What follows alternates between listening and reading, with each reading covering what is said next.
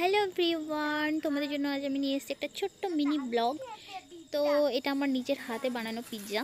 তো পিৎজার long video আমি তোমাদের পরে দেব। তো পিৎজা আমার ছেলে খুব পছন্দ করে, এই জন্য ওর জন্য বানিয়েছি। আমার ছেলে দোকানের পিৎজাটা একটু বেশি ভালো খায়, এই জন্য দোকানের মতো করেই ওর সামনে প্রেজেন্ট করলাম। তারপর পিৎজা খেয়ে আমি সকালবেলা বেরিয়ে পড়লাম। কোথায় যাচ্ছি? আজ আমি যাচ্ছি দার্জিলিং।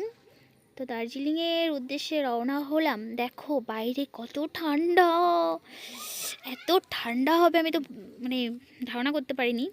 যে ঘর থেকে বেরিয়েছি আমি সোয়েটারটাও পরিনি। আমি ভেবেছি সবে হালকা পাতলা ঠান্ডা পড়েছে, সোয়েটারটা বারও করেছিলাম পরবো বলে, কিন্তু পরিনি। তো দেখো দার্জিলিংয়ের রাস্তা কি সুন্দর, ও দারুণ লাগছিল গাইজ। এত সুন্দর কুয়াশা ভরা সকাল দেখলে তো আমার সেই ছোটোবেলার কথা মনে পড়ে যায়। টিউশন যাওয়ার কথা ভোরবেলা, সব বান্ধবীরা মিলে এসে ডেকে আমাকে নিয়ে যেত, আমি তো যেতেই চাইতাম না, খুব কষ্ট হতো, ভালোও লাগতো। তো সেই দিনগুলোর কথা খুব মনে পড়ে। তো তোমরা হয়তো ভাবছো যে আমি অটোয় করে দার্জিলিং যাচ্ছি, এটা কী করে সম্ভব? আরে আমি দার্জিলিং যাচ্ছি না গো, আমি যাচ্ছিলাম বারাসাতে, একটু দরকার ছিল আমার, তাই জন্য।